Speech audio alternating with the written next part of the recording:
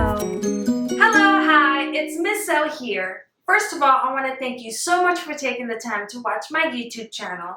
My mission is to provide parents with knowledge in early childhood literacy strategies to help their children become early readers.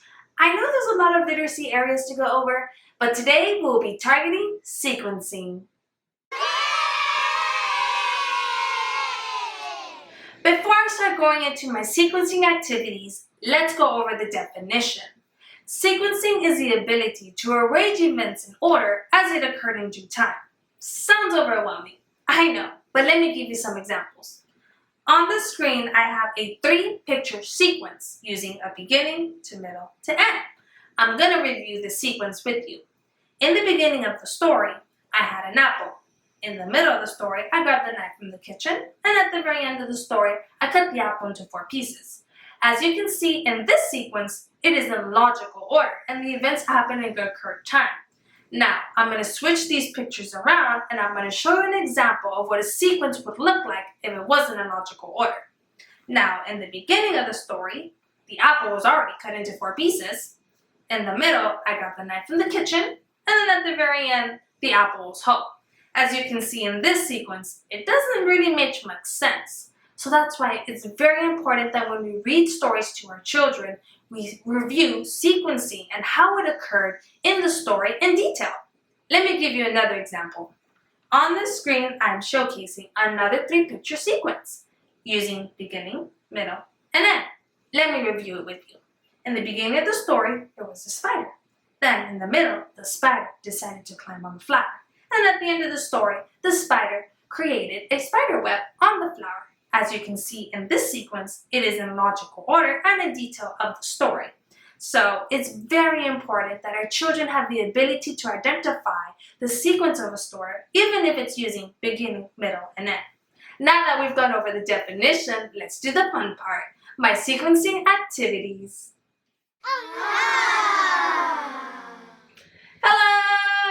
Hello. So today I have my daughter to assist us in our video for sequencing. So we're going to teach you 2 ways on how to teach sequencing at home using a household item like pictures. With my birthday and what's to call me. Yes, so some personal pictures that I chose for our household item. And then our second activity will be a printable from my e-store. And that's like an ice cream with the chickies. So I'm going to put them on the side, and the first one we're going to tackle is our household item. I have here a mat to assist us. Remember, sequencing is the ability to arrange events in order as they occurred in due time. So for this sequencing, we're going to use first, next, and last, right? Yep. And then I'm going to choose, what do you want to do? Your life cycle or the birthday party? Leopard. We'll do the birthday party. Okay, so I chose 3 pictures, and then I printed them out, and Lyra's going to put them in sequence, right? In logical order as they occurred in that day of that time. So what happened first? This. What's in the picture? We take pictures with John J. Logan and California and Bon and Sonny. Yes, so first we took pictures at a birthday party. What happened next? Did we cut the cake or did we hit the piñata? Cut the cake, which we shared with who? All my cousins. All of our cousins at the birthday party. And then what happened last? We hit the piñata. You hit the piñata, right? So first we took pictures, next we cut the cake, and then lastly we hit the piñata. So as you can see here, my daughter placed the pictures in sequence order, in logical order as they occurred in that day of her birthday. So what would happen? I'm going to give you an example of what it would happen if it wasn't in logical order. So first, we hit the piñata, then we took pictures with her cousins, and then lastly, we cut the cake. Does that make sense? No, it's not in logical order. Is that what happened at your birthday party? No. So as you can see, my daughter has to think about the events that happened during that day. So I'm going to put these aside, and our next picture will be Lyra's life cycle. Life cycle. Yes, so I have one her as a toddler.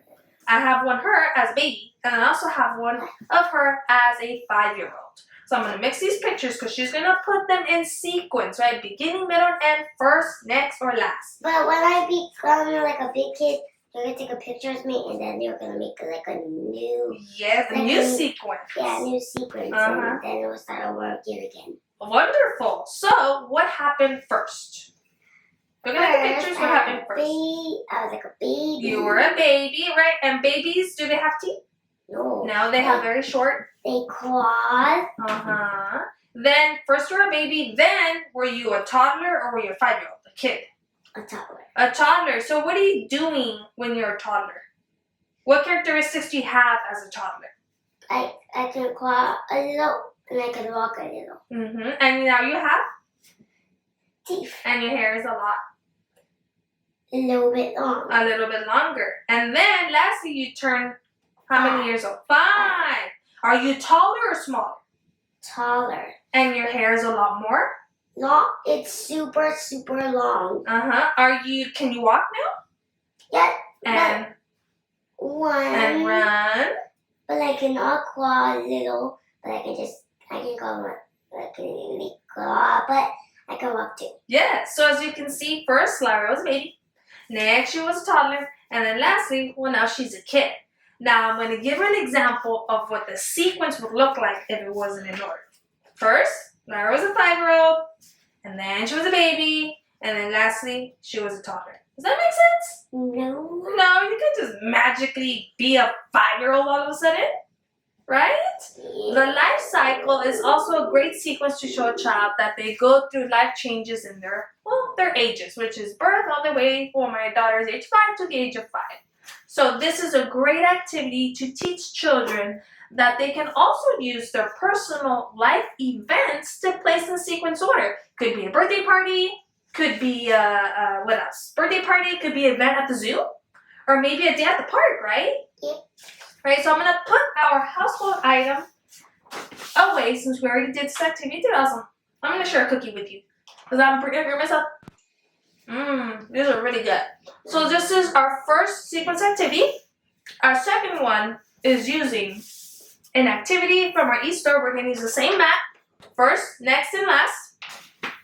She's gonna place these 3 picture sequence in order from beginning, middle to end, right? So I have these 3 pictures, and Lyra is gonna place the events in logical order. So what do you think happens first in a chick's lifestyle, right? Their life cycle. First, they're what? Chick. A chick, right? The hen lays the Egg. And then what happens next? The quack. For a lot of days, the egg quacks. So the hen lays the egg, then the egg in a couple of days starts to crack, right, hatch, and then what happens last? After it quacks, it has little chickies. It has a chick, right? A chick hatches. So first is the egg, then it starts to crack, and then boop, out hatches a chick, right?